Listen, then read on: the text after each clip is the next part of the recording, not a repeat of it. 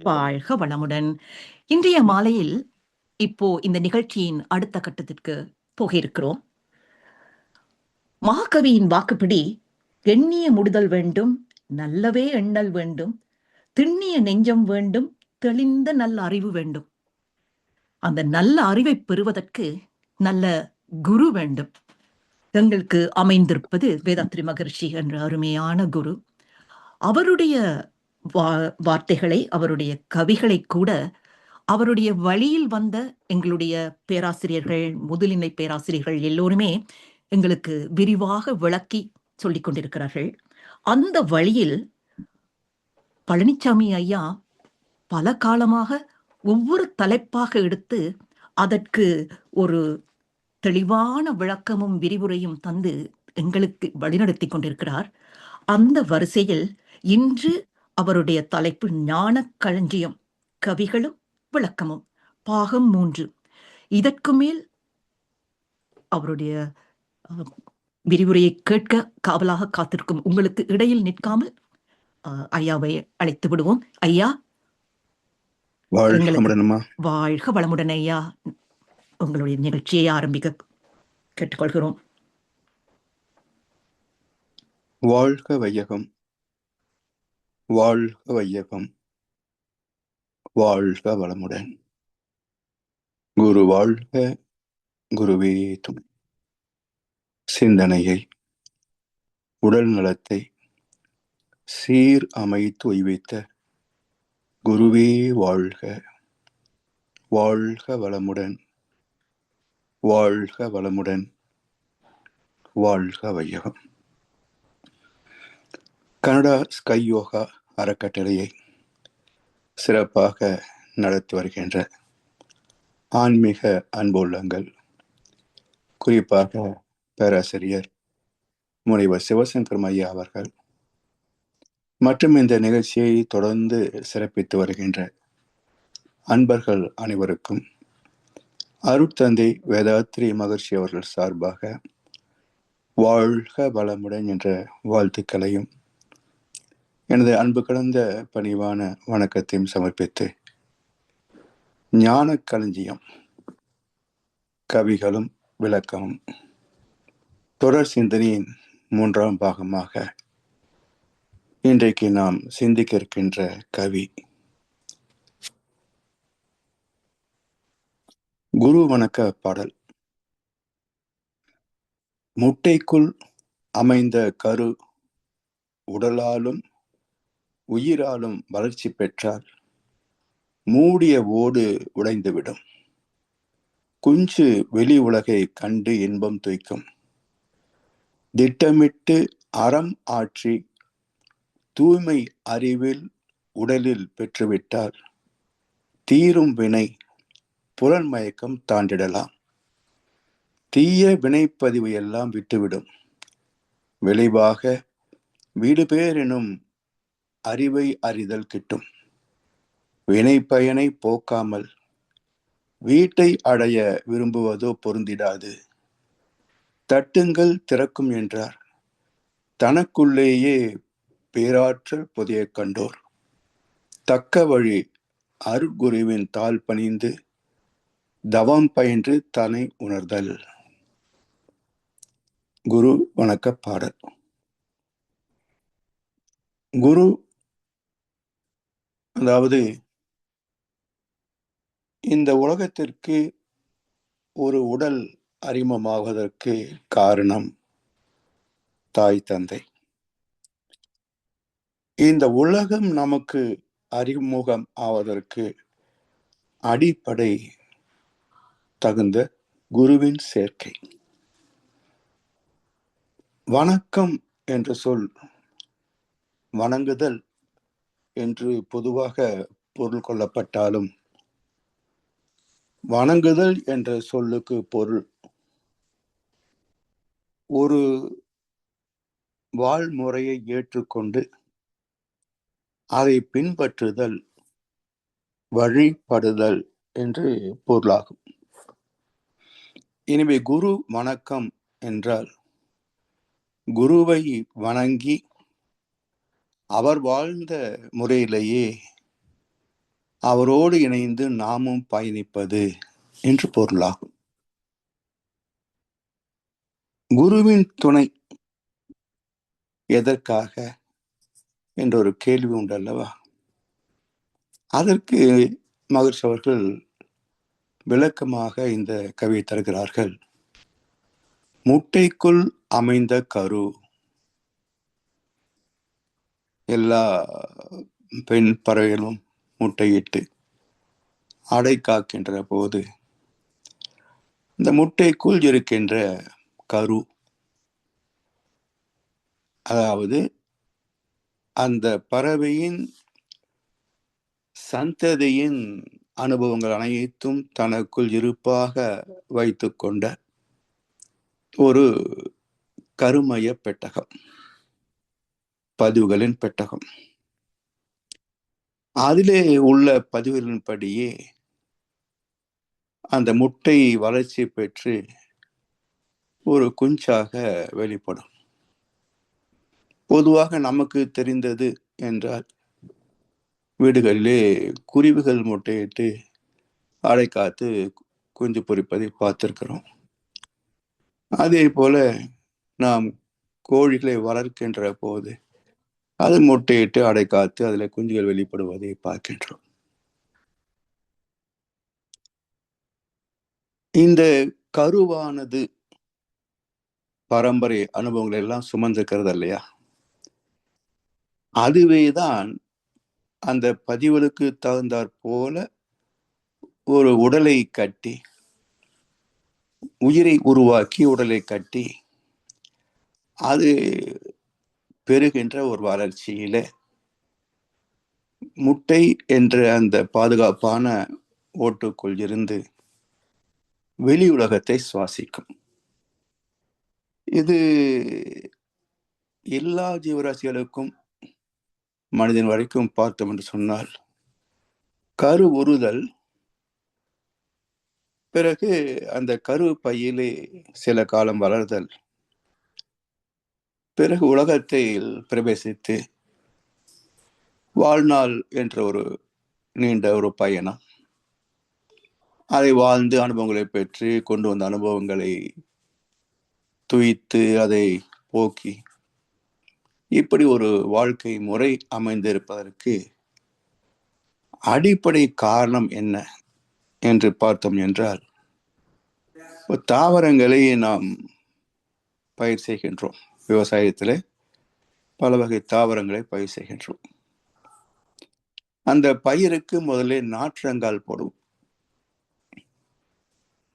அதிலே நல்ல சத்து, நீர் வளம் எல்லாம் தந்து காற்று, சூரிய வெப்பம் எல்லாம் மிதமாக படக்கூடிய வகையிலே ஒரு சிறப்பான ஸ்பெஷல் கேர், ஒரு சிறப்பான ஒரு பாதுகாப்பிலே, பராமரிப்பிலே அது ஓரளவுக்கு வளர்ந்த பிறகு அந்த பயிர்களை வயலிலே கொண்டு போய் தக்க இடைவெளி விட்டு நடுகின்றோம். அங்குதான் அந்த பயிர் முழுமையாக வளர்ந்து விளைச்சலை அள்ளித்தரும். எப்படி பயிர்களுக்கு நாற்றங்கால் அமைகிறதோ அதே போலவே அதில் இருந்து வெளிப்பட்ட 2 அறிவு முதல் 6 அறிவு மனித இனம் வரைக்கும் கர்ப்ப காலம் என்ற ஒரு நாற்றங்கால், பிறகு அதில் இருந்து பிரசவம் என்ற வகையிலே வெளி உலகில் பிரவேசித்து அங்கே தகுந்த வளர்ச்சி பெற்று தனக்கும் மற்றவர்களுக்கும் பயனாக அமைகிறது. அந்த வகையிலே ஒரு முட்டைக்குள் அமைந்த கரு உடலாலும் உயிராலும் வளர்ச்சி பெற்றால் மூடிய ஓடு ஒரு கட்டத்தில் உடைந்துவிடும். குஞ்சு வெளி உலகை கண்டு இன்பம் துய்க்கும். இதே போலத்தான் மனிதருடைய அறிவும் மக்களின் அறிவு வளர்ச்சியும் முதலில் நம்பிக்கை என்ற ஓட்டுக்குள் அது பக்குவமாகும். பிறகு அது விளக்கம் என்ற வெளி உலகிலே காரண காரியங்களை புரிந்து கொண்டு அந்த நம்பிக்கையின் அடிப்படையிலே ஒரு தெளிவை, விளக்கத்தை பெறும். அந்த விளக்கத்தின்படி வாழ்ந்து வாழ்க்கையின் நோக்கமாகிய அறிவில் முழுமை பெறுகின்ற வகையிலே அது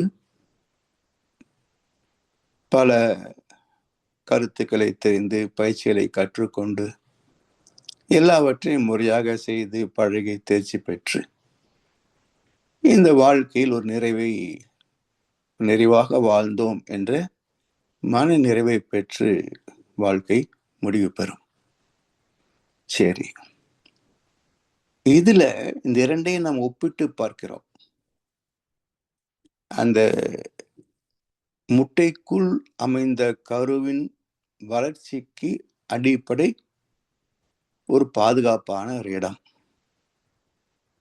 சரி, வளர்ச்சியும் பெற்றது, பாதுகாப்பும் இருக்கிறது. இங்கேயே இருந்து விடலாம் என்று ஒரு நிலை உருவானால் அந்த குஞ்சின் எதிர்காலம் என்ன? மரணம் தான் சம்பவிக்கும், எதிர்காலமே கிடையாது. சரி, அது பக்குவம் ஆவதற்கு முன்பே நாம விரும்பி அதற்கு உதவி செய்யலாம் என்று சற்று முன்னதாகவே அந்த ஓட்டை உடைக்க தொடங்கினோம் என்றால் என்ன விளைவு? குஞ்சு குறை பிரசவமாக இறந்து பிறக்கும். அப்ப தகுந்த காலம் வரைக்கும் ஒரு பாதுகாப்பு, பராமரிப்பு என்பது முட்டையின் ஆரோக்கியமான வளர்ச்சிக்கு, வாழ்க்கைக்கு அடிப்படை.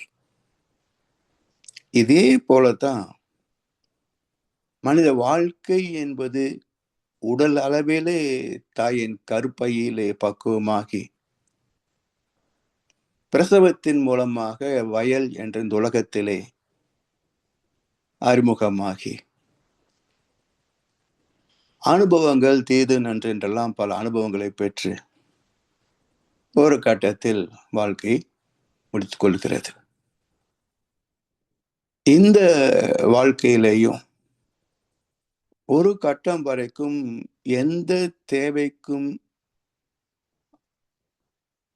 வேண்டுதலோ, விருப்பமோ, பிரார்த்தனையோ அல்லது அதற்காக அழுது புறம்புவதோ இல்லாமல் அதது அந்தந்த நேரத்திற்கு இயல்பாக கிடைத்தது அல்லவா? தாயின் கருவிலே வளர்ந்த போது எதை கேட்டு பெற்றோம்? கேட்காததனால் நாம் இழந்தது என்ன? எந்த குழந்தையாவது கேட்காததனால் தான் குறையுள்ளதாக பிறந்தது என்று யாராவது சொல்ல முடியுமா?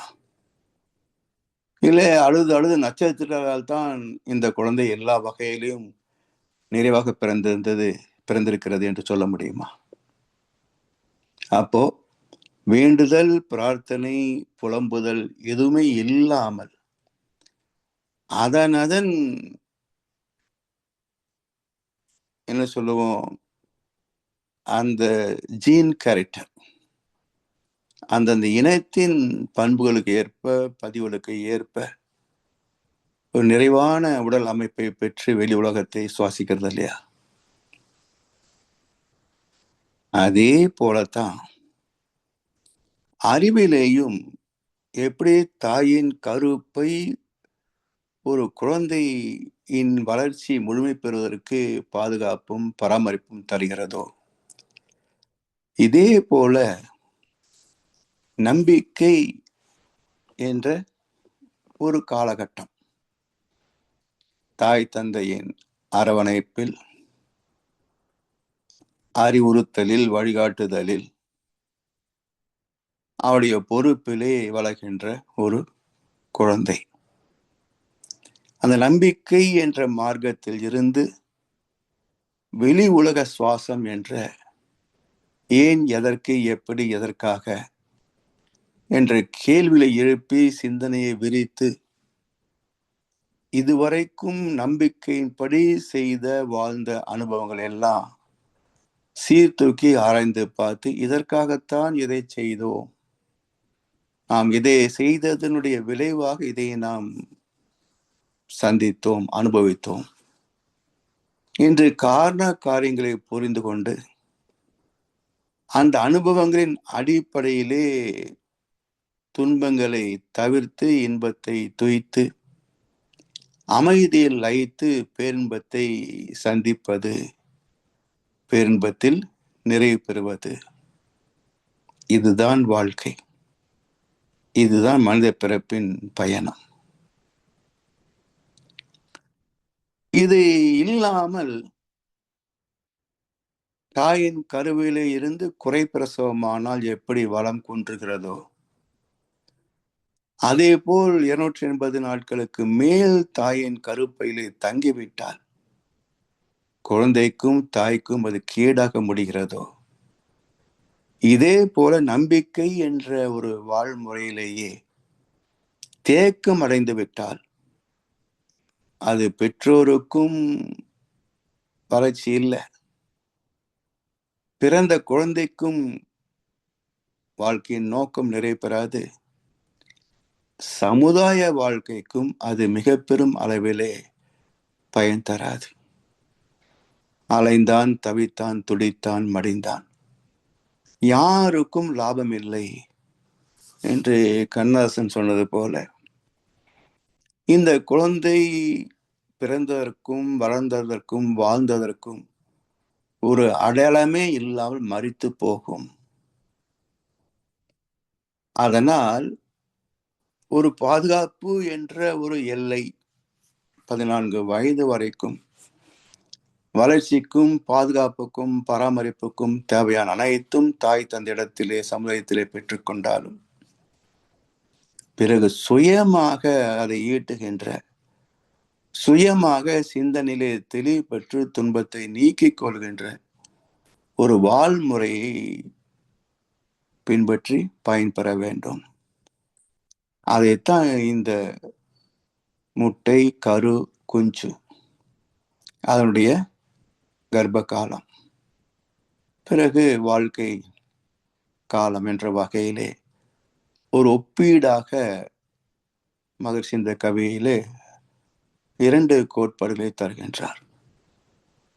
5 அறிவு வரைக்கும் உள்ள பறவை விலங்கினங்களிலே உள்ள கர்ப்ப காலம், அதே போல மனித இடத்திலே இருக்கின்ற கர்ப்ப காலம். அதன்படி முட்டைக்குள் அமைந்த கரு உடலாலும் உயிராலும் வளர்ச்சி பெற்றால் மூடிய ஓடு உடைந்துவிடும், குஞ்சு வெளி உலகை கண்டு இன்பம் துய்க்கும். இதே போல திட்டமிட்டு அறம் ஆற்றி தூய்மை அறிவில் உடலில் பெற்றுவிட்டால், திட்டம் இட்டு அறம் ஆற்றி தூய்மை அறிவிலும் உடலிலும் பெற்றுவிட்டால், இப்ப யார் திட்டமிடுவது? கருவிலே இருக்கின்ற குழந்தை எப்படி திட்டமிட முடியும்? அப்ப வளர்ச்சி என்பது வெளி உலகில் மட்டும் இல்லையே, கரு உருவான சனத்தில் இருந்து வளர்ச்சி தொடர்ந்து நிகழ்கின்ற ஒரு வளர்சிதை மாற்றம். அப்ப யார் திட்டமிடுவது என்றால், இந்திய திருநாட்டில மனித வாழ்க்கையை நிறைவாக முழுமையாக கடைசி நேரத்தில் ஐயோ போகிறோமே, சாவு வந்து விட்டதே என்று அஞ்சாமல் கலங்காமல் தவிக்காமல் நிறைவாக வாழ்ந்து விட்டோம் என்ற மன நிறைவோடு இந்த பூமிக்கு நன்றி சொல்லி பிரிகின்ற ஒரு பக்குவம் எத்தனை பேருக்கு அது கிட்டும்? யாருக்கு கிட்டும்? அந்த வகையிலே அற்புதமான ஒரு கருத்தை இந்த உலகுக்கு தந்தது இந்திய தத்துவங்கள். இதுல குறிப்பான கருத்து எங்கே என்றால், ராமாயணத்தில இந்த திட்டமிடுதல், திட்டமிட்டு அறம் ஆற்றி தூய்மை அறிவில் உடலில் பெற்றுவிட்டார். அப்ப எப்படி திட்டமிடுவது என்றால், திருமணம் என்ற இல்லறத்தை துவங்கிவிட்டால் உடனே முக்கிய தலையாய் அவசர கடமை என்ன என்றால், அடுத்த மாதமே அந்த மாத விலக்கு தள்ளி போயிடணும். விசேஷமா விசேஷமா ஒண்ணு இல்லையா என்று துக்கம் விசாரிப்பார்கள். அவ்வளவு அவசரம் ஒரு குழந்தை பெற்றுக்கிறதுல. இது ஏதோ பெரிய சாதனை, நிறைய பேசுவாங்க. அது போனா வந்துடும், இது போனா வந்து, உயிர் போனா வருமா என்ற பெரிய தத்துவத்தை பல பேர் பேசுவதை அவர்கள் கொலை செய்வாங்க. ஆனா நம்ம கிட்ட பேசும்போது போனா வருமா உயிர் என்றெல்லாம் நம்முடைய மனதை கவர்ந்து ஏமாற்றுகின்ற வகையிலே கவர்ச்சி ஜாலம் எல்லாம் பண்ணுவாங்க. அப்போ அந்த உயிர் இவ்வளவு அவசரத்தில் பெற்றுக்கொள்ள வேண்டிய இயற்கை சூழலா அல்லது அறியாமையின் அவசரமா என்ற ஒரு கேள்வியோடு சிந்திக்கின்ற போது,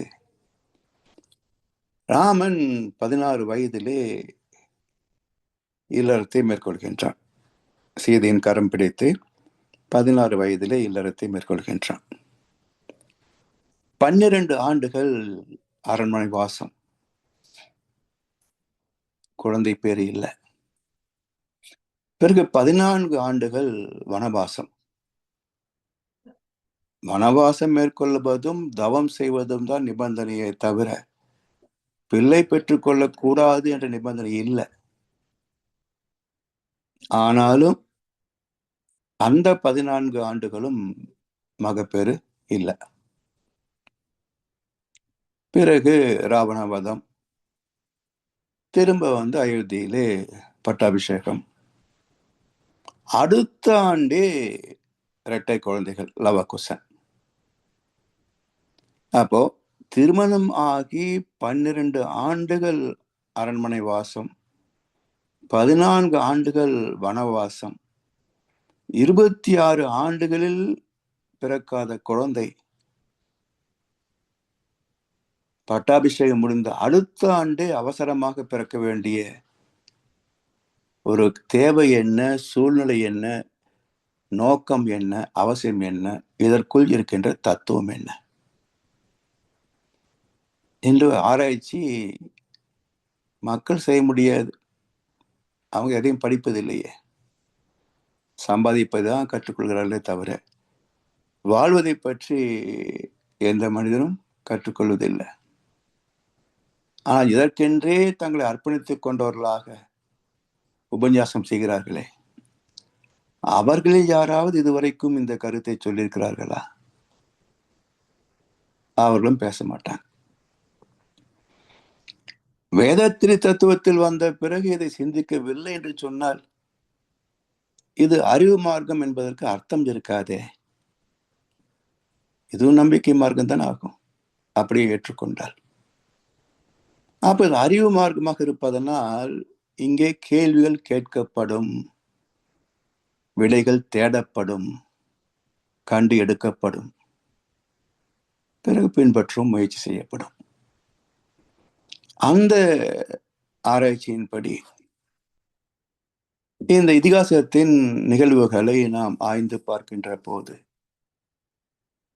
ராமன் என்பது ஒரு இல்லறத்திலே மேற்கொள்ளக்கூடிய ஆண்மகனின் தகுதி. என்ன தகுதி? உரன் என்னும் தோட்டியான் ஓரைந்தும் காப்பான், வரன் என்னும் வைப்பிற்கு ஒரு வித்து என்றார் வள்ளுவப்பெருந்தகை.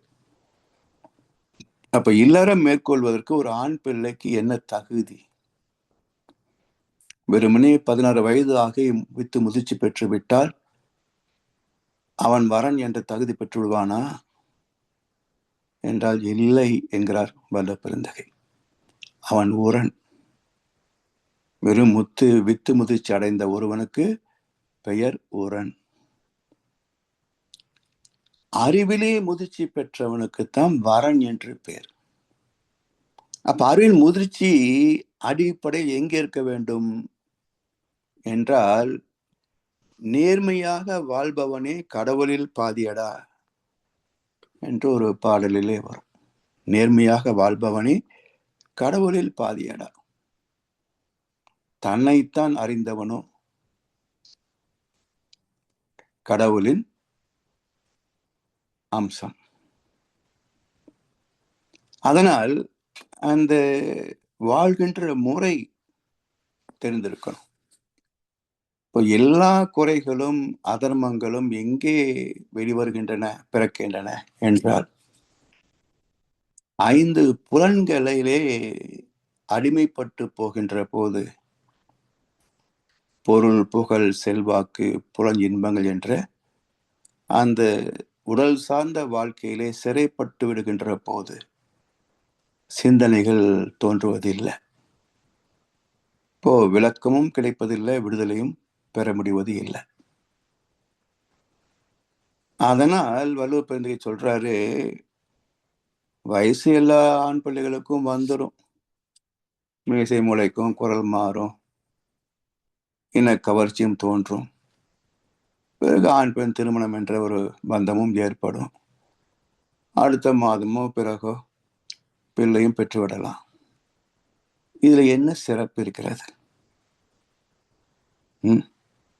பறவை விலங்குகளைப் போல மனிதர்களும் பிள்ளை பெறுவதில் என்ன சிறப்பு இருக்கிறது?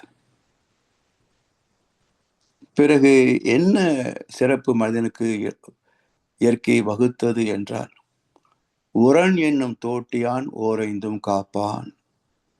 ஆண் பிள்ளையாக பிறந்த ஒன்று. ஐம்புலன்களை அளவோடு முறையோடு பயன் கொள்ளக்கூடிய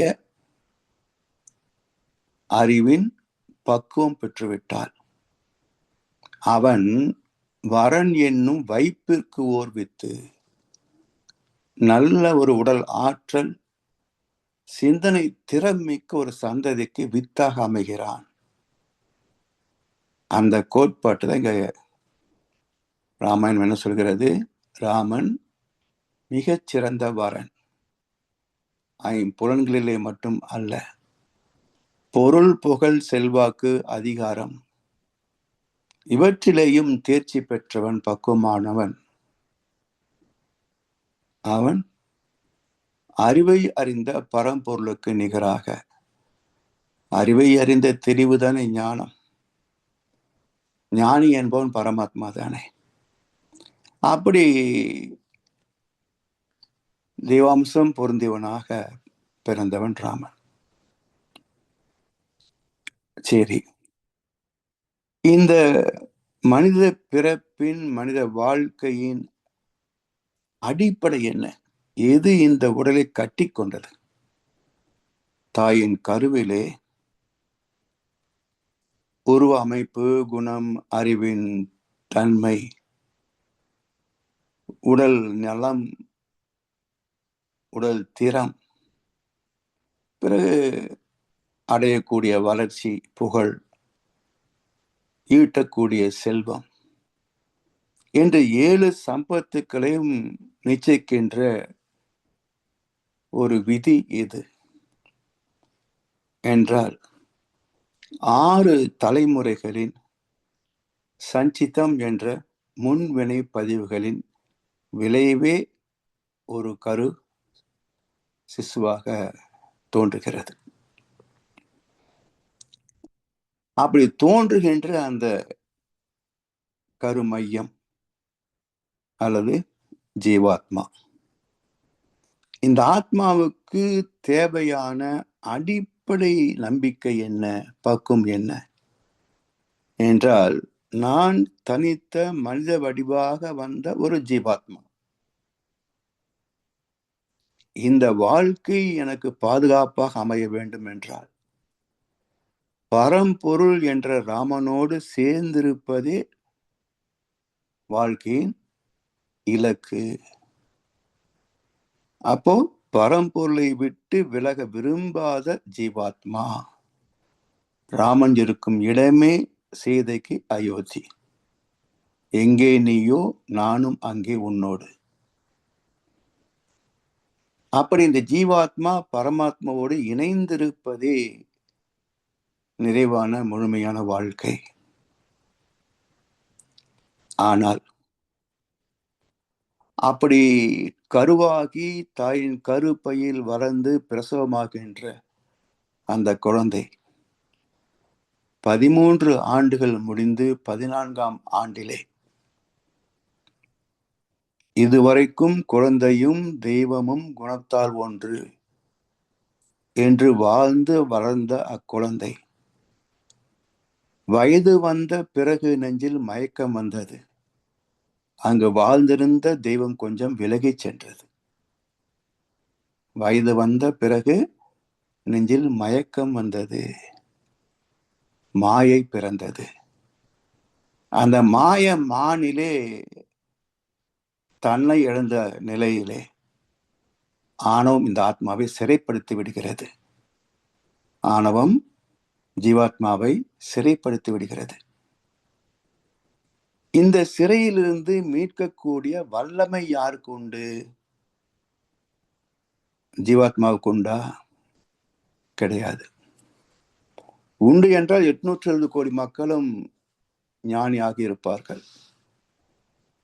அப்போ தன்னுள் தன்னை ஆண்டு கொண்டிருக்கின்ற ஆத்மாவின் பிடியிலே இருந்து விடுதலை பெறுவது இந்த ஆத்மாவுக்கு சாத்தியம் இல்லை. அதையும் ராமாயணம் என்ன சொல்கிறது? சீதை சொல்லுவா, நான் நினைத்தால் என் ஆற்றலை கொண்டே உன்னை அழிக்க முடியும் ராவணா, ஆனால் நான் விரும்பவில்லை. என்ன அர்த்தம்?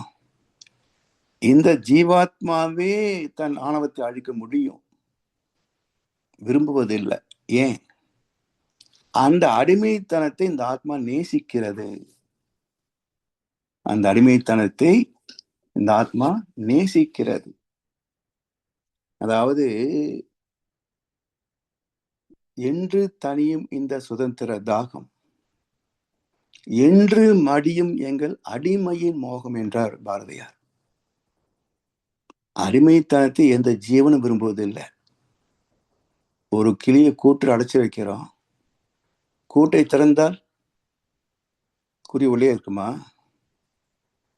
அப்ப எந்த ஜீவனும் விடுதலைத்தான் விரும்பும், அடிமைத்தனத்தை கட்டுப்பாட்டை விரும்புவது இல்லை. மனிதனும் விரும்புவதில்லை. யாராவது சொன்னா மைண்ட் யுவர் ஓன் பிசினஸ், நீ ஏன் எனக்கு சொல்றது என்றுதான் கேட்கிறாங்க. ஆனால் ஒவ்வொரு மனிதனும் தன்னுடைய ஆணவத்திற்கு, தன்னுடைய மாயைக்கு, தன்னுடைய ஆசா பாசங்களுக்கு அடிமை தானே. அதுல இருந்து நீ என்ன சொல்றது, நான் என்ன கேட்கறதுன்னு யாராவதுக்கு தோணுச்சா விடுதலை பெற வேண்டும் என்று? எனவே என்று மடியும் எங்கள் அடிமையின் மோகம். இந்த அடிமைத்தன வாழ்க்கையிலே ஒரு மோகம் இருக்கிறது, ஆசை இருக்கிறது, நாட்டம் இருக்கிறது. அதிலிருந்து விலக விரும்புவதில்லை இந்த ஜீவாத்மா. அதே ராமன் சொல்லுகிறது, நினைச்சா நான் அவனை கொன்னுடுவேன், ஆனா நான் விரும்பல.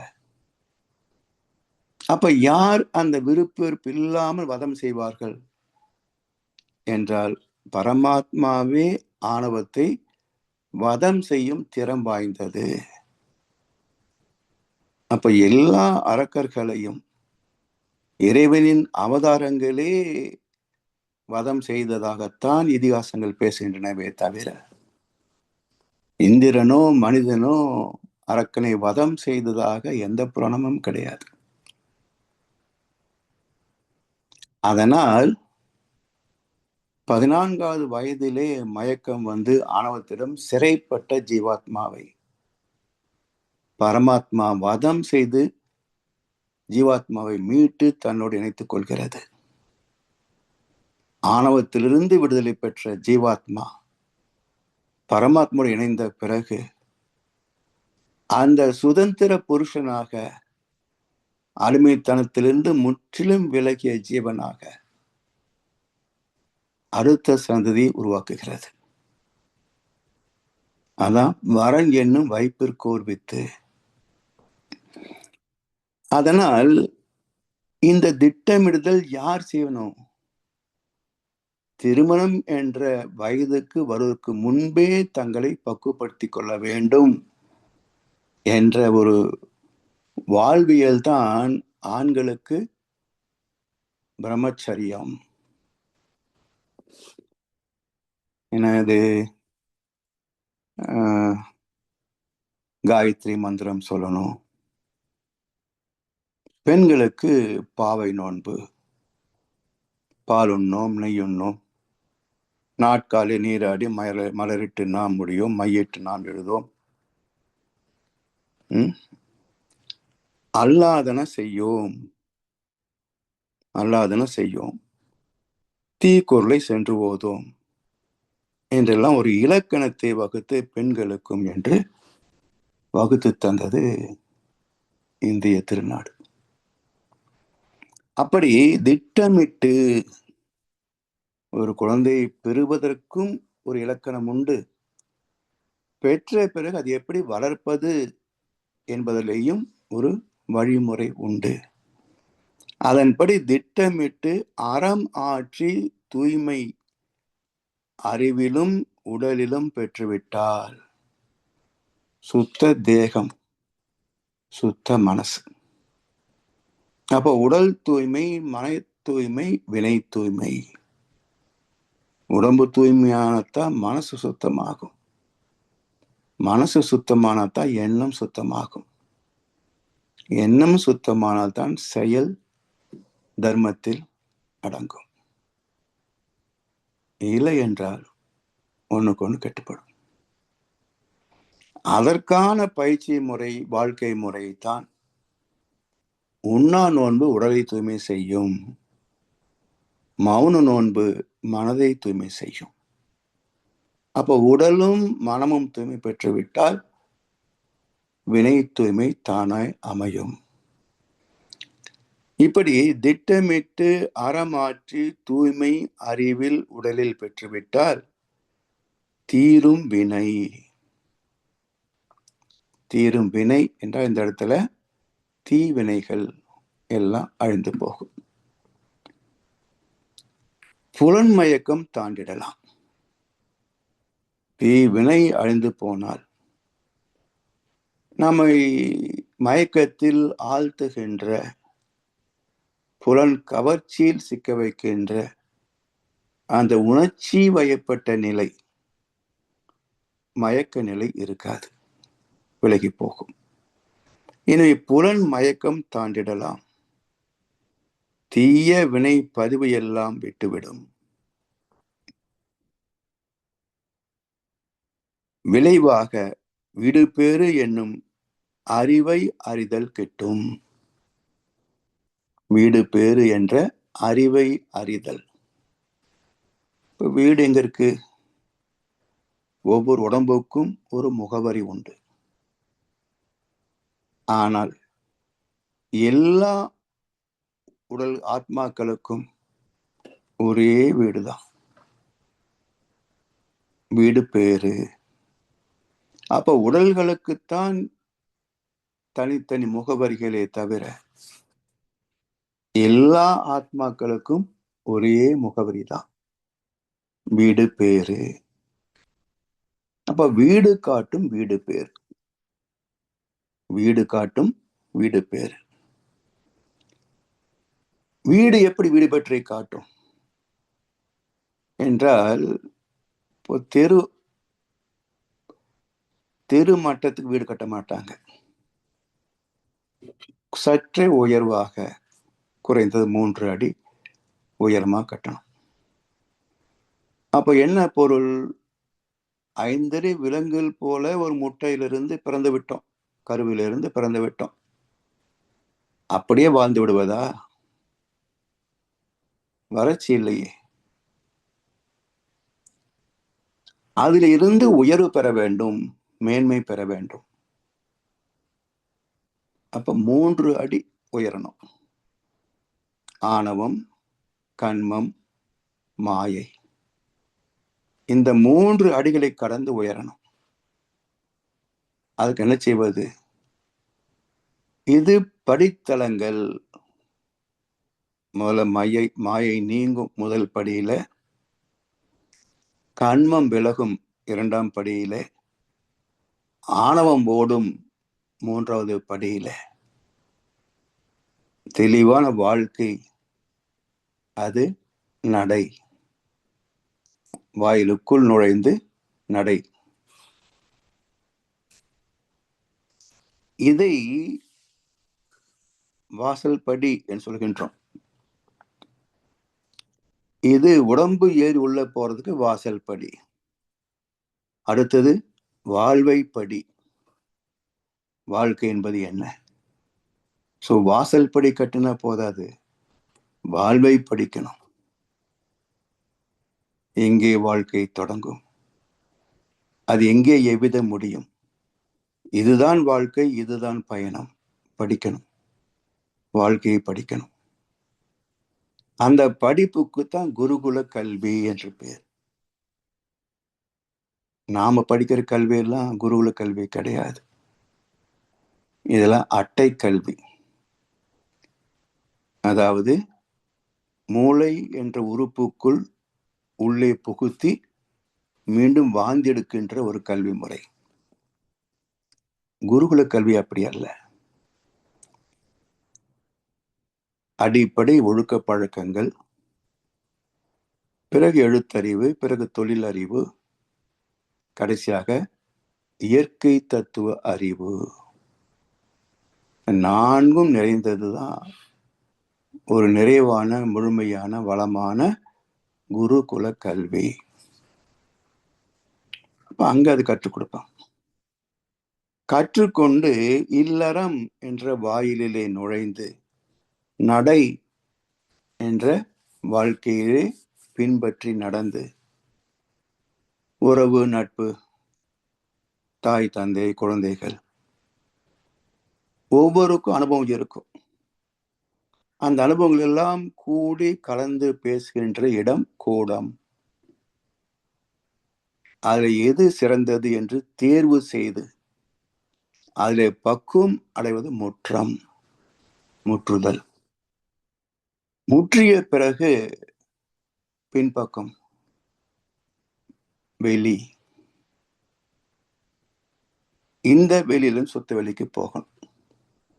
இப்படி நாம் வாழ்கின்ற வீடே நமக்கு வீடு பற்றி காட்டும். இதை கற்றுக்கொண்டால் தான் வாழ்க்கை நிறைவு பெறும். அந்த வகையில் திட்டமிட்டு அறம் ஆற்றி தூய்மை அறிவில் உடலில் பெற்றுவிட்டால் தீரும் வினை, புலன் மயக்கம் தாண்டிடலாம், தீய வினை பதிவு எல்லாம் விட்டுவிடும்.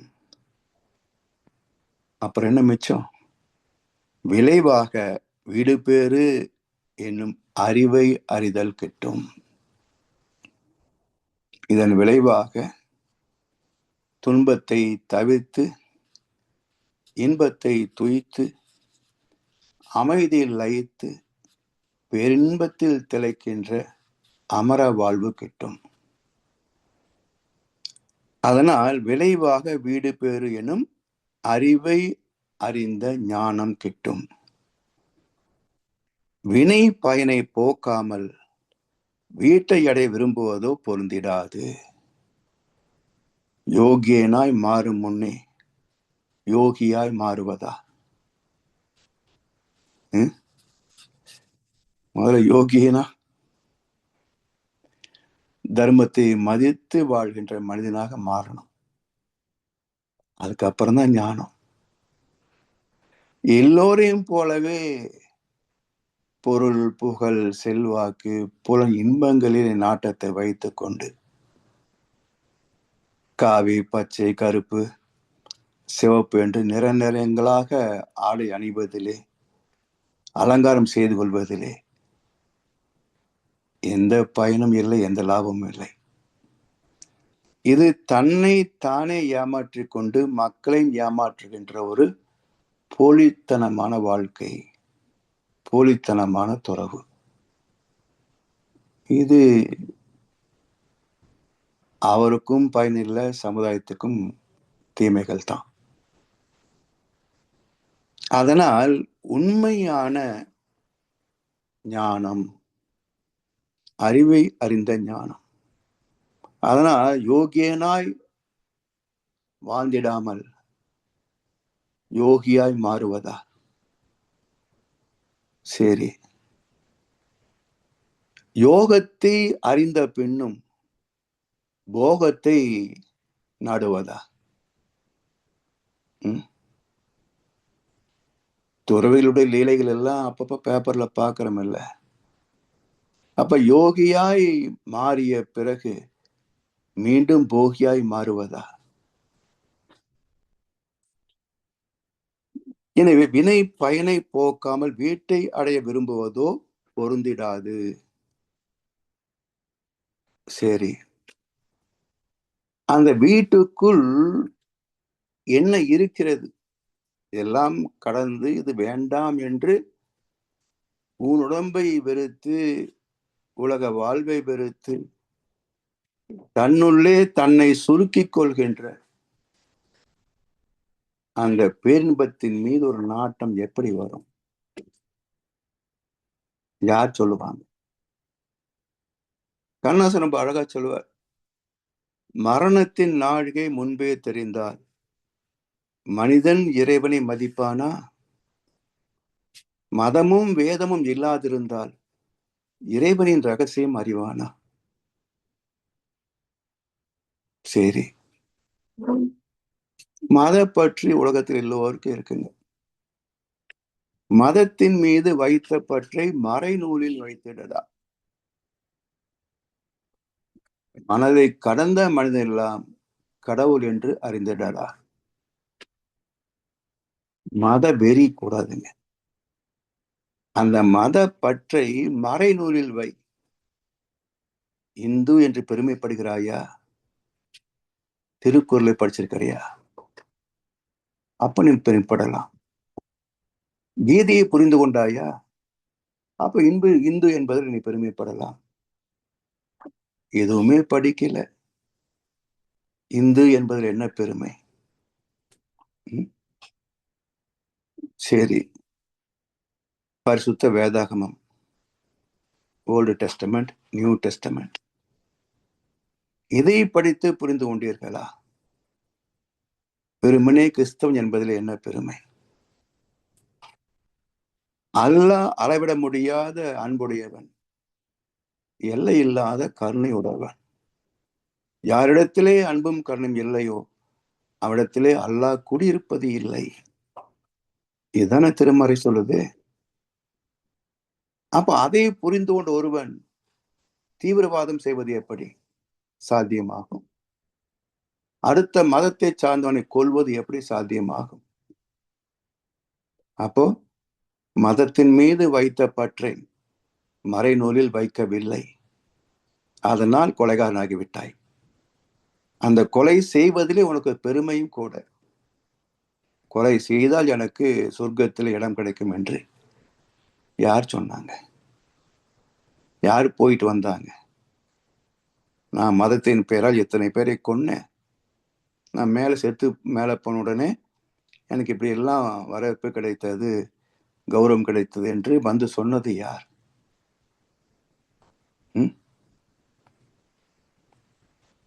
கூக்குரலாலே கிடைக்காது, கோர்ட்டுக்கு போனால் ஜெயிக்காது, அந்த கோட்டை நுழைந்தால் திரும்பாது. உறவை சொல்லி அழுவதனால உயிரை மீண்டும் தருவானா? இல்ல, போயே போச்சு. யாரும் திரும்பி வந்து அவ்வுலகம் சென்று வந்தேன், அமுதம் குடித்து வந்தேன், இந்திரனை கண்டு வந்தேன், இது பற்றி கேட்டு வந்தேன் யார் நமக்கு கதை சொல்லல. எல்லாம் கற்பனை கதைகளை தான் சொல்லிட்டு இருக்கிறாங்க. யாரும் போய் பார்த்துட்டு வந்த கதையை சொல்லல. எல்லாரும் யாரோ பிதற்றி வைத்த கருத்துக்களை எழுத்துக்களிலே படித்து வார்த்தைகளிலே பிதற்றி கொண்டிருக்கிறார்கள். எழுத்துக்களிலே படித்து வார்த்தைகளிலே பிதற்றி கொண்டிருக்கிறார்கள். அதனால் இது யார் சொல்ல முடியும்? தட்டுங்கள் திறக்கும் என்றார், தனக்குள்ளே பெரும் புதையல் இருக்க கண்டோர். மனம் என்ற கோவில் திறக்கின்ற நேரம் அழைக்காமல் அங்கே தெய்வம் வந்து சேரும் என்றார் கவிஞர் வாலி. அப்போ யார் சொன்னாங்க தட்டுங்கள் திறக்கப்படும்? மனம் என்ற கோவில் திறக்கின்ற நேரம் அழைக்காமல் அங்கே தெய்வம் வந்து சேர்ந்ததை கண்டவர்கள் தான் சொன்னாங்க தட்டுங்கள் திறக்கப்படும், தேடுங்கள் கண்டடைவீர்கள். அதனால் தனக்குள்ளே பேராற்றல் புதைய கண்டோர், பெரும் புதையல் புதைய கண்டோர் தக்க வழி அருட்குருவின் தாழ் பணிந்து தவம் பயின்று தனை உணர்தல். என்ன எப்படி தெரிஞ்சுக்கிட்டாங்க? தனக்குள்ளே பேராற்றல் புதைந்திருக்கிறது என்பதை எப்படி அறிந்து கொண்டார்கள்? யார் மூலம் அறிந்து கொண்டார்கள்? சுயமாக அறிதல் சாத்தியமா? பெரும்பாலும் சாத்தியமில்லை. எல்லா மகான்களும் யார் யாரையோ குருவாக ஏற்றுக்கொண்டு பல படித்தளங்களை கடந்துதான் ஞானம் பெற்றார்கள். இலவச இணைப்பு அல்ல, இலவசமாக கிடைக்காது ஞானம். அதனால் தக்க வழி அருட்குருவின் தாழ் பணிந்து,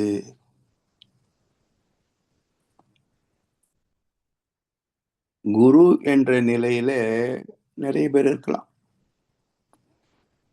கோவில்ல குருக்கள் சொல்றோம், மாதா பிதா குரு தெய்வம் என்கிறோம், ஆசிரியர்களை குருஸ்தானத்தில் வைத்து மதிக்கிறோம்.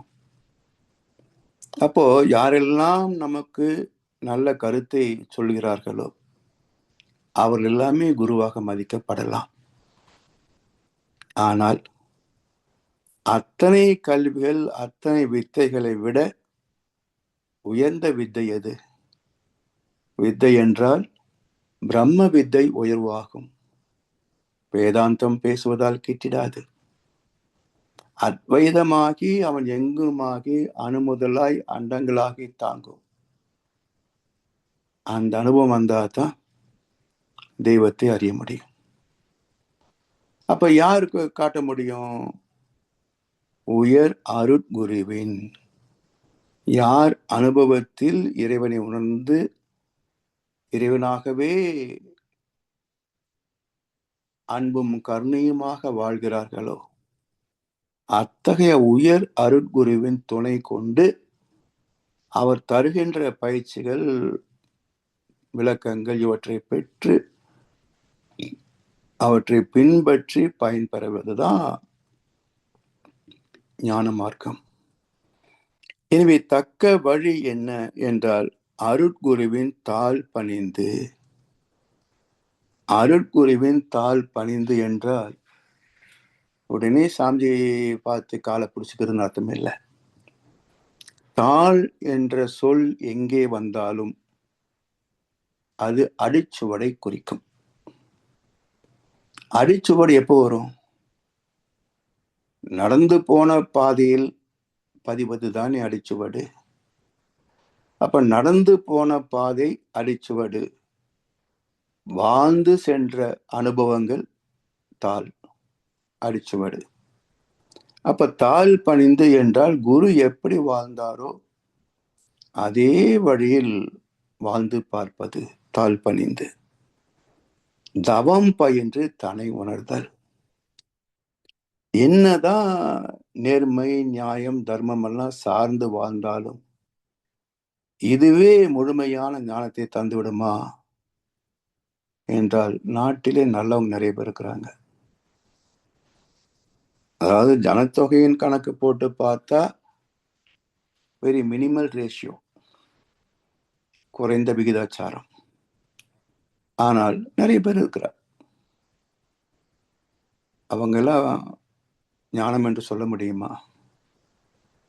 இல்லை. அப்ப நேர்மையாய் வாழ்பவனே கடவுளில் பாதி. தன்னை அறிந்தவனோ தரணியிலே கடவுளடா. இப்ப தனக்குள்ளே தன்னை கண்டவர்கள் அவங்கதான் உண்மையான குருமார்கள். அவங்க எப்படி அதை அடைந்தார்களோ வென்றார்களோ அதே வழியில் நாம் பயணித்து அந்த தவ பயிற்சி, தத்துவ விளக்கம், கர்மயோக வாழ்க்கை, இப்படி உண்மையான ஆன்மீகத்தை பின்பற்றுகின்ற போது, வாழ்கின்ற போது தன்னை உணரலாம்.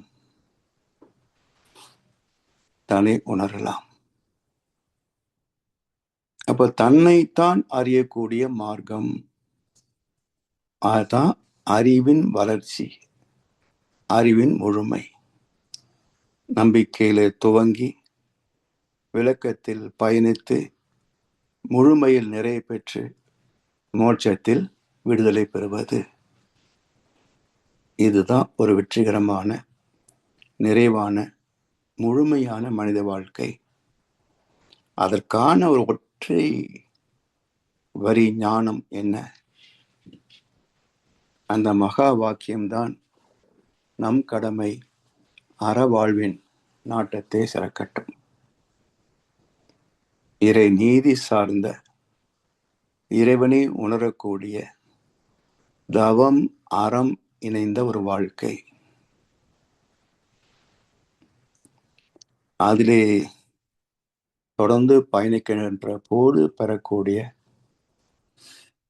ஒரு நிறைவுதான் முழுமை பேர். அந்த வகையிலே மகிழ்ச்சி அவர்கள் ஒவ்வொரு கவிதையிலையும் மிக அற்புதமான அழகான கருத்துக்கள் எல்லாம் புதைத்து வைத்து 8 வரிகளிலே ஒரு ஞான மார்க்கத்தின் படிகளை அமைத்திருக்கிறார்கள். ஒவ்வொரு படியும் எப்படி வாழ்ந்து அனுபவிக்கின்றோமோ அதே போல் சிந்தித்து சுவைக்கக்கூடிய அற்புதமான ஆன்மீக கருத்துக்களை தாங்கியிருப்பதுதான் இந்த கவிதை தொகுப்பு. அந்த வகையில் இன்றைக்கு இந்த குரு வணக்க பாடலின் கருத்தை சிந்திப்பதற்கு வாய்ப்பளித்த அனைவருக்கும், செவி மடுத்த அனைவருக்கும் நன்றி பாராட்டி இந்த உரையை நிறைவு செய்கின்றோம். வாழ்க வளமுடன், வாழ்க வளமுடன், வாழ்க வையகம். வாழ்க வளமுடன் ஐயா. நன்றிகள் ஐயா. வாழ்க வளமுடன் அம்மா. முட்டைக்குள் அமைந்துள்ள கரு உடலாலும் உயிராலும் வளர்ச்சி பெற்றால் மூடிய ஓடுடைந்துவிடும் குஞ்சு வெளியுலகை கண்டின்பம் துய்க்கும் என்று இன்றைய பாடலின் வரும் வரிகளைப் போல அந்த முட்டைக்குள் இருக்கும் கரு நிலையில் உள்ள குஞ்சு போலதானே நாங்கள் அனைவரும் இருக்கிறோம். எங்களையும் நான் ஆரம்பத்தில் குறிப்பிட்டது போல வேதாத்ரி மகர்ஷியின் வழிவந்த ஆசிரியர்கள், பேராசிரியர்கள், ஞானாசிரியர்கள் அனைவருமே ஒரு தாய்க்கோழியின் கருணையும் கவனமும் கொண்டு வழிநடத்துவது போல இன்று பழனிசாமி ஐயா அவர்களும் அந்த வழியில் எம்மக்கும் நாமும் வளர்ச்சி பெற்று ஓடுடைந்து வெளிவந்து உலகை கண்டு இன்பம் பெறுவதற்கு வழிகாட்டும் விதமாக இன்றைய அவருடைய வகுப்பில் எங்களுக்கு அருமையான கருத்துக்களை கொடுத்திருக்கிறார். நன்றிகள் ஐயா. இப்பொழுது இணையத்தில் உள்ள அனைவரும் அவர்களுடைய கருத்துக்களையோ அல்லது கேள்விகளையோ பேராசிரியருடன் பகிர்ந்து கொள்ளலாம். விரும்பியவர்கள் அன்மியூட் பண்ணி உங்கள் கைகளை தூக்கி உங்கள் கேள்விகளையோ கருத்துக்களையோ தெரிவிக்கலாம்.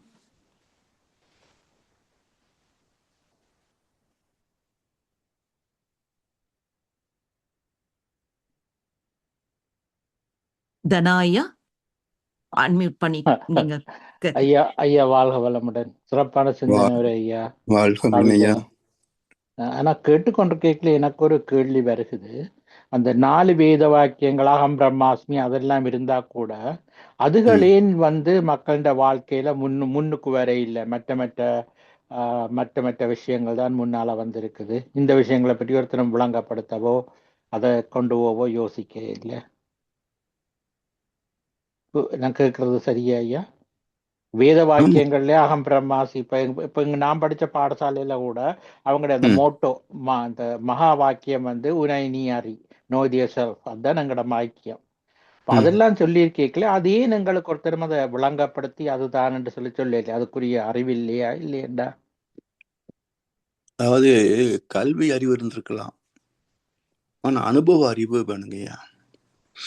ஆன்மீகத்தில் மொழி அறிவு அல்லது படித்த அறிவை விட அனுபவ அறிவுக்கு தெளிவு அதிகம்.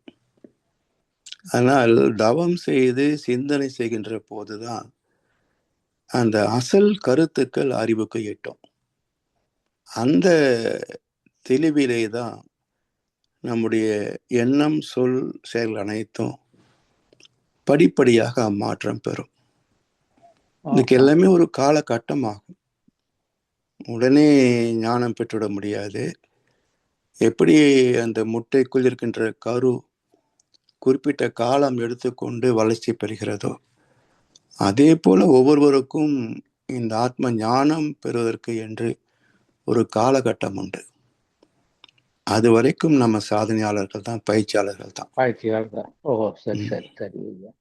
அவங்கெல்லாம் இப்ப ஏட்டு சுரக்காய் மாதிரி புத்தகத்தை படிப்பத்தான் எங்களுக்கு சொல்லி கொடுத்துருக்காங்க ஒழிய அதை உண்மையிலே அனுபவிச்சு தவம் செய்து அறிஞ்சு அனுபவிப்பதற்கு சொல்லவில்லை. தவம் வேணுங்கய்யா. ம், ம், ம். அதாவது ஆன்மீகத்திற்கு அடிப்படையே தவம் தான். ம், ம், தவம் ம். என்பது என்ன? தன்னுள் தன்னை தேடுகின்ற முயற்சி. நீங்க 1000 நூல்களை படிக்கலாம், உபன்யாசம் பண்ணிடலாம். அதுக்கு பெருசா அறிவு தேவையில்லை. யார் யாரோ உரை எழுதியிருப்பாங்க, படிச்சு அப்படியே ஒப்பிச்சிடலாம். ஆனா அதற்குள் இருக்கின்ற உட்பொருளை வெளிப்படுத்த வேண்டும் என்று சொன்னால், அப்போ ஆழ்ந்து உள்ளொடுங்கி போகக்கூடிய பக்குவம் தவம் தானே. ஆமா, இப்ப ஆமா. தவத்தின் ம், மூலமாக பயிற்சி செய்து பக்குவமாகின்ற போதுதான் தத்துவத்தின் உட்பொருள் ஒன்று இருக்கு. வெளியளவிலே பார்த்தால் சம்பவங்கள், கதைகள் எல்லாம் இருக்கும். ம், ம். ராமாயணம் யாருக்கு தெரியாது, மகாபாரதம், கந்த புராணம் யாருக்கு தெரியாது, எல்லாரும் படிச்சவங்க தான். ஆனா அந்த உட்பொருள் ஏன் சொல்ல முடிவது இல்லை அப்படின்னா, தவம் என்பதுதான் மனம் ஒடுங்கி ஒடுங்கி ஒடுங்கி டெல்டா ஃப்ரீக்வன்சி வரைக்கும் போகும். அப்படி போகின்ற போதுதான் இந்த இதிகாசங்களை தந்த ஞானிகள் எல்லாமே அந்த டெல்டா தீட்டா ஃப்ரீக்வன்சியிலிருந்து தான் இந்த இதிகாசங்களை படைத்திருக்கிறார்கள். சாதாரண விஷயம் இல்லை. இப்போ நம்ம வேதத்தில் எடுத்தீங்கன்னா எளிமையான தெளிவான அது ஒரு விளக்க உரை, அப்படியே ஆமா, முறையா ஆமா. வாழ்க்கை நோக்கத்துல தொடங்கி பிரம்மஞ்சத்தை கூட முடிச்சிடலாம்.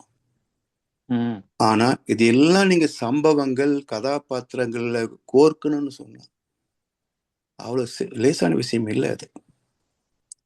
அப்போ எந்த அறிவு நிலையில ஞானத்துல இருந்து அவங்க கோர்த்திருப்பாங்க, அந்த இடத்துக்கு போனாதான் இதை புரிஞ்சுக்க முடியும். உதாரணமா ஷார்ட் ஹேண்ட் ஒன்று ஒரு காலத்துல கத்துட்டு இருப்போம், ஸ்டெனோ டைப்ஸ் ஆமா, வச்சிருப்போம். ஆமா, ஆமா, ஆமா. அந்த ஷார்ட் ஹேண்ட் நோட்ஸ் பார்த்தீங்கன்னா வெறும் கிறுக்கலா தான் தெரியும். அப்ப ஷார்ட் ஹேண்ட் தெரிஞ்சவர்களுக்கு தான் அந்த குறிக்குள் இருக்கின்ற செய்தி என்னன்றதை வெளிப்படுத்த முடியும். அதே போல் இதிகாசங்கள் எல்லாம் ஷார்ட் ஹேண்ட் எழுதப்பட்ட ஒரு குறியீடுகள். வெறுமனே பார்க்குறவங்களுக்கு கிறுக்கலா தான் தெரியும். அந்த மொழி தெரிந்தவர்களுக்கு தான் அவருடைய தத்துவம், அர்த்தம் புரியும். அதே போல் இதெல்லாம் படிக்கிறவங்களுக்கு கதை மட்டும்தான் தெரியும். ஆழ்ந்து போகிறவர்களுக்கு தான் அந்த கருத்து என்னன்னு புரியும். அதை புரிந்து வெளிப்படுத்தியிருந்தால் உலகம் இந்த அளவுக்கு கெட்டு போயிருக்காது. உண்மைதான் ஐயா. ஸோ மிக தூரம் நீண்ட தூரம் வந்துட்டோம். மீண்டும் அந்த பாதைக்கு திரும்புவது அவ்வளவு எளிது அல்ல. அதுக்கு மன வைராக்கியம் வேணும். வில் பவர் இருந்தா தான் அதுல இதிலிருந்து திரும்ப முடியும். இல்லைன்னு இந்த புலன் சார்ந்த வாழ்க்கையிலேயே எல்லாரும் போல நாமும் சம்பாதிக்கலாம், அனுபவிக்கலாம், ஊர் சுத்தலாம் தான் போகுமே தவிர இந்த வாழ்க்கையில என்ன இருக்குன்னு சிந்திக்கவே தோணாதுங்க. அதுதான் காரணம். புரியுது ஐயா. நன்றி. சிறந்த விளக்கம். வாழ்க வளமுடன். நன்றி ஐயா. வாழ்க வளமுடன். நன்றிகள் ஜனார் ஐயா. வாழ்க வளமுடன். அடுத்து தனா ஐயா. வாழ்க வளமுடன் ஐயா.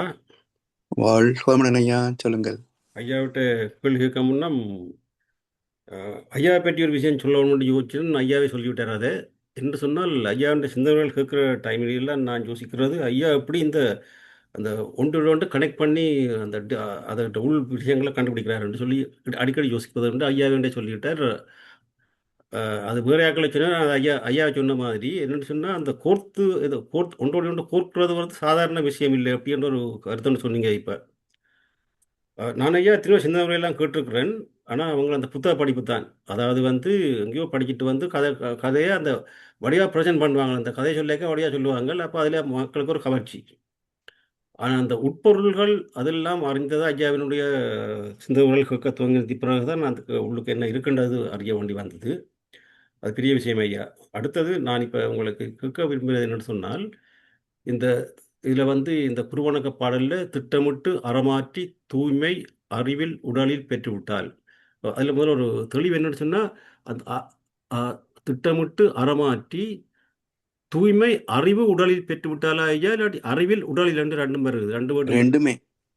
ஓ ஏன்னா ஓ செயல் செய்வது உடம்பு. ஓ அப்போ அறிவிலே தெளிவு வருகின்ற போது மன திருத்தம் வரும். ரைட். மன திருத்தம் வருகின்ற போது எண்ணங்களிலே ஒழுக்கம் இருக்கும், அறம் இருக்கும். அப்போ செயல்களிலே தூய்மை இருக்கும்.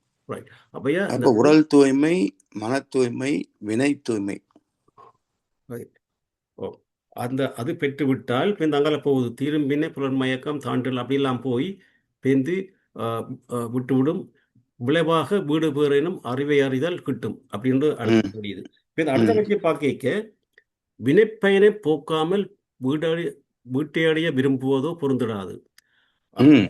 இந்த வினைப்பயன் எல்லாம் போனால்தான் இது வரும். நீங்க மேல சொன்னது ரைட். அப்ப அந்த வினைப்பயனை போக்குறதுன்னு சொன்னா எங்கிட்ட கர்மய தூய்மை இருக்க வேண்டும். ரைட்.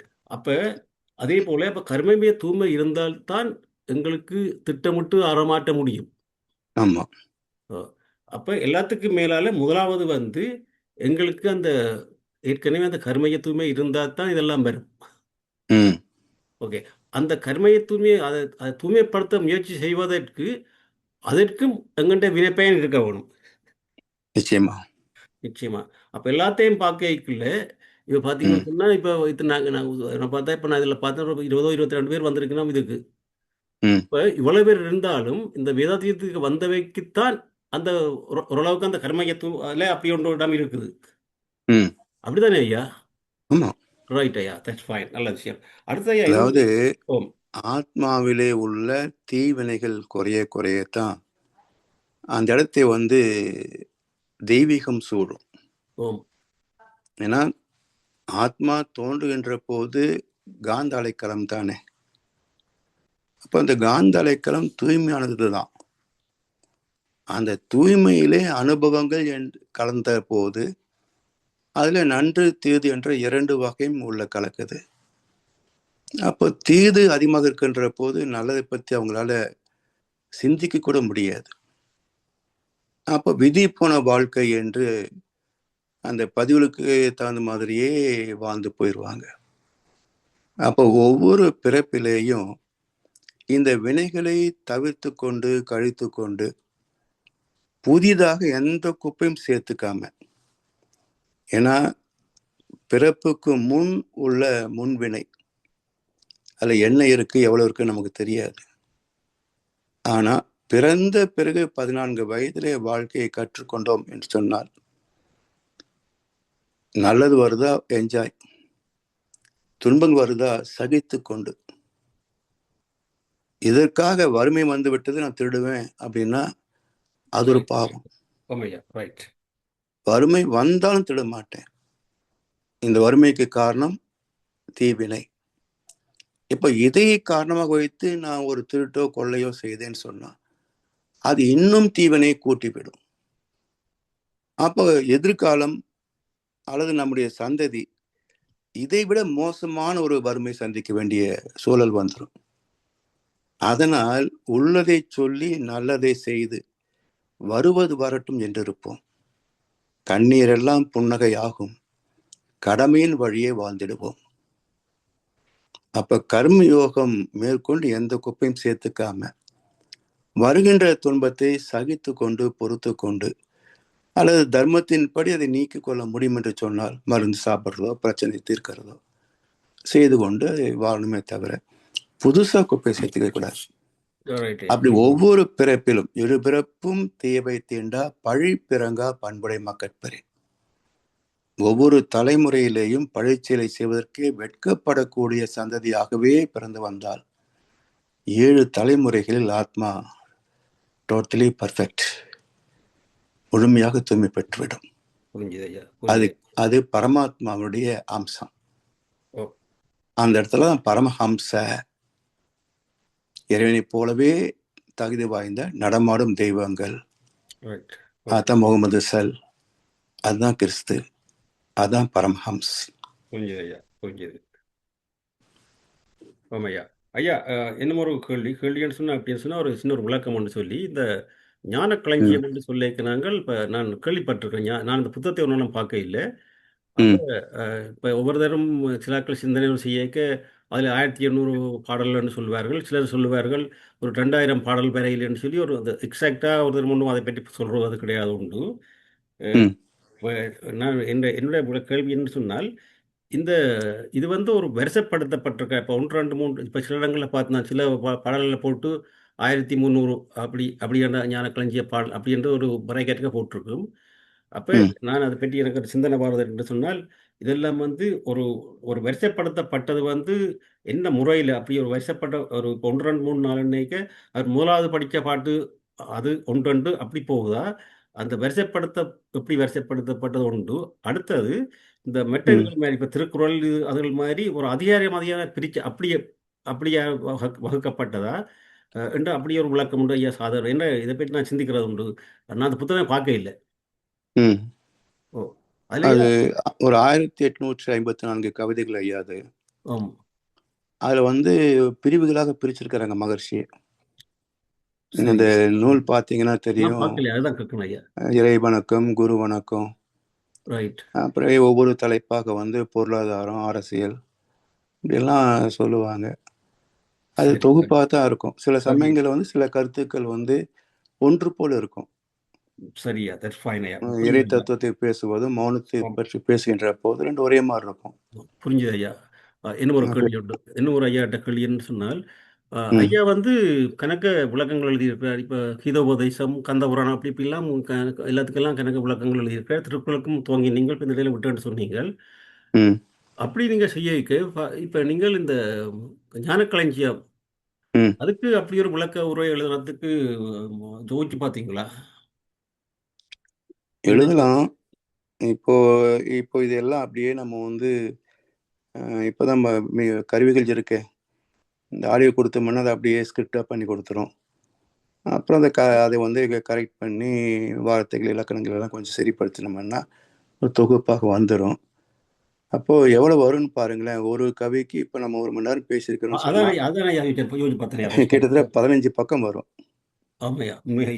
15 பக்கம் வரும். அப்போ ஒரு கவிக்கு 15 பக்கம்னா 1854 கவிதைகளுக்கு எத்தனை பக்கம் போகணும் பாருங்க. யார் உட்காந்து படிப்பாங்கன்னு.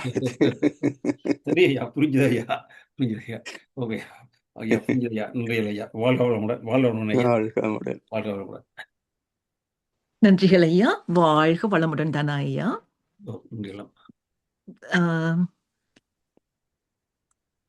அடுத்து ராதா அம்மா அன்மியூட் பண்ணி. வாழ்க வளமுடன். வாழ்க வளமுடன்.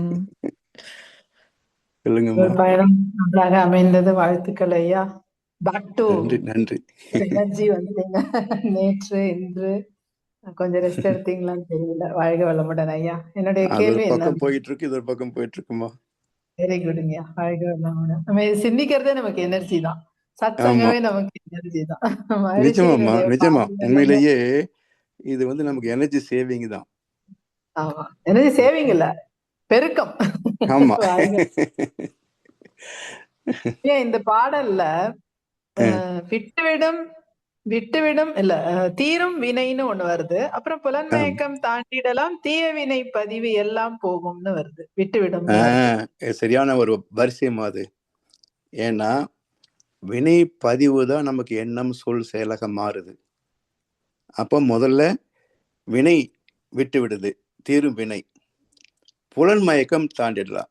இந்த வினைப்பதிவின் தாக்கம் குறைகின்ற போதுதான் புலன் மயக்கத்தில் சிக்காம தவிர்க்க முடியும். அப்படி தவிர்க்கின்ற போது தீய வினைப்பதிவு எல்லாம் விட்டுவிடும். இனி மேற்கொண்டு புதிய பதிவு எதுவுமே நம்ம சேர்த்துக்க மாட்டோம், அது விட்டுரும், செய்ய வேண்டாம் அப்படின்னு. அப்போ முதல்ல சஞ்சித கர்மா முன்வினை, தீரும் வினை என்பது முன்வினை. புலன் மயக்கம் தாண்டி விட்டால் அது தன்வினை தூய்மை, பிராப்த கர்மா சுத்தமா இருக்கும். தீய வினைப்பதிவு எல்லாம் விட்டுவிடும் என்றால் அந்த புதிய ஒரு தாக்கம், அதாவது பின்வினை அல்லது புகுவினை அல்லது புதுவினை, அந்த புதுவினை செய்து அதனால் ஒரு பதிவு ஏற்படுத்துவதெல்லாம் அந்த பக்கமே போகாம தவிர்த்து விடலாம். அப்போ முன்வினை, தன்வினை, பின்வினை, அந்த மூன்றுக்குமான வரிசை தான் இங்க தீரும் வினை, புலன் மயக்கம் தாண்டிடலாம், தீய வினை பதிவு எல்லாம் விட்டுவிடும். அது நம்மை பற்றுவது இல்லை. விட்டுவிடும்னா அந்த வினைகளே நம்மை பற்றாது. அதாவது என்ன சொல்லுவாங்க, வந்த வினையும் வருகின்ற வல்வினையும் கந்தன் என்று சொல்ல கலங்குமே. அப்ப என்ன அர்த்தம்?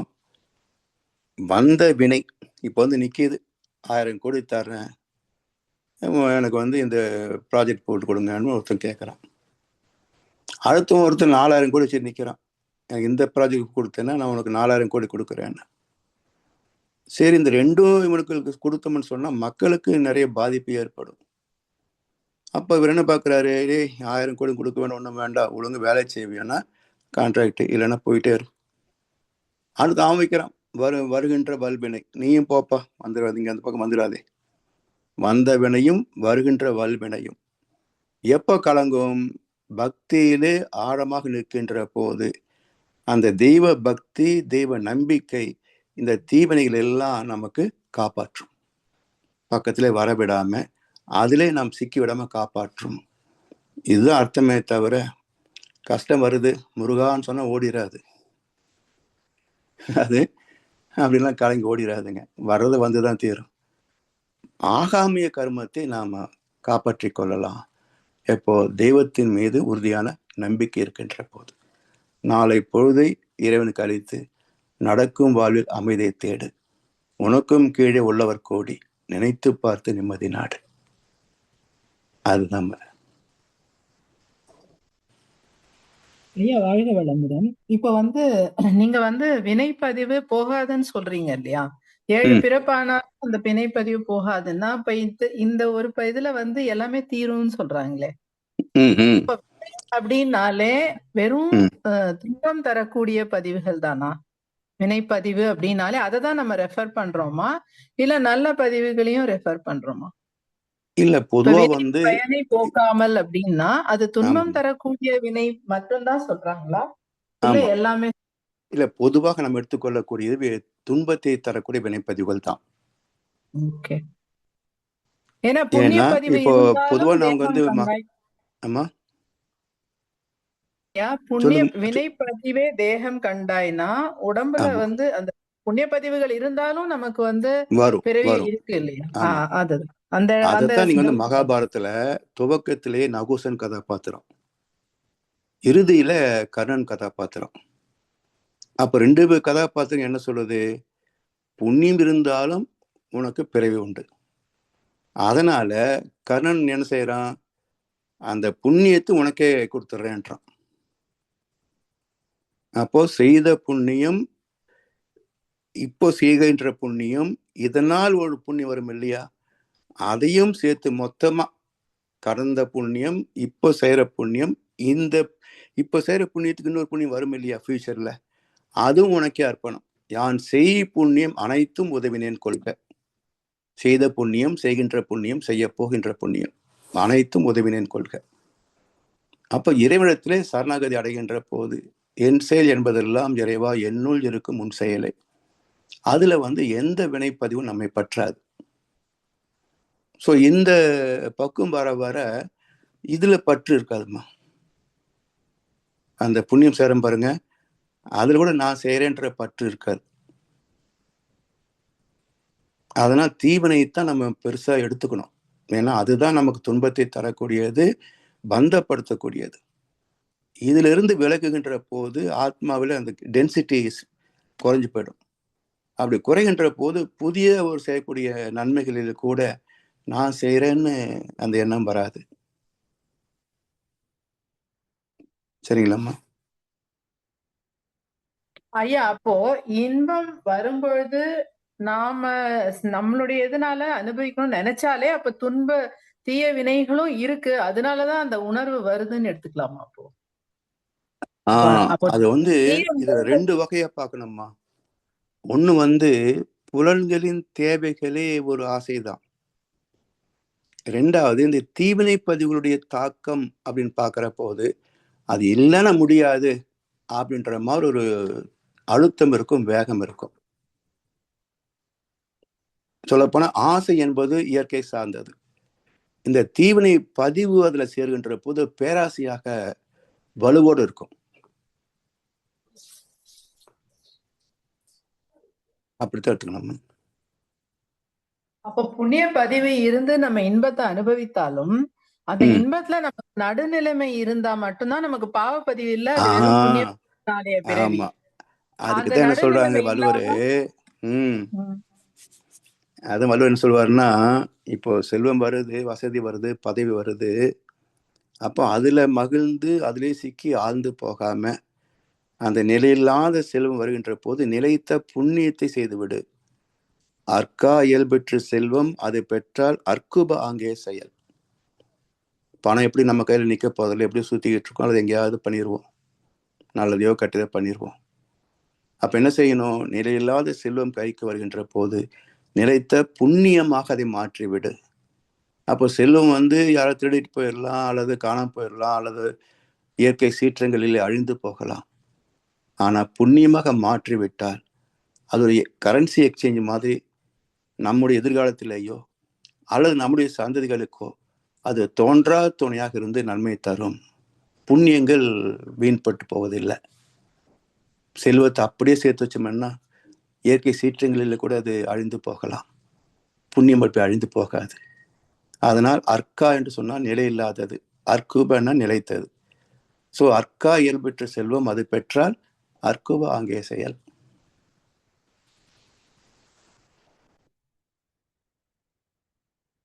இந்த பிரின்சிபிள்ல மனுஷன் நினைச்சிட்டான்னு வச்சுங்களாம்மா, யாரும் பாவம் செய்ய மாட்டாங்க. ஒரு பதவி கிடைச்சா இதை வச்சு நம்ம எத்தனை பேர் நல்லா செய்ய முடியும் யோசிப்பாங்க. பணம் வந்ததுன்னா இதை வச்சு எத்தனை பேருடைய கஷ்டத்தை தீர்க்கலாம் அப்படின்னு தான் யோசிப்பாங்க. இதை வச்சு நமக்கு வசதியில் கூட்டிக்கலாம், நமக்கு அதிகாரத்தை கூட்டிக்கலாம்னு பார்க்க மாட்டாங்க.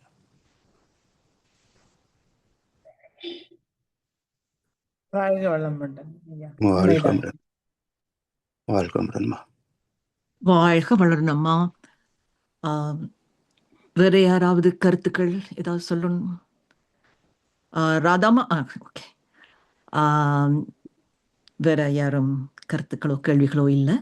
அதனால இப்போ நாம் அனைவருமாக இதுவரை நேரமும் நமக்கு அருமையான ஒரு விரிவுரையும் தொடர்ந்து எங்களுடைய கேள்விகளுக்கு விளக்கமாக தெளிவாக பதில்களும் தந்த சீனியர் ப்ரொஃபசர் அருள்நிதி பழனிசாமி ஐயா அவர்களுக்கு அனைவருமாக ஒரு வாழ்த்து தெரிவிப்போம்.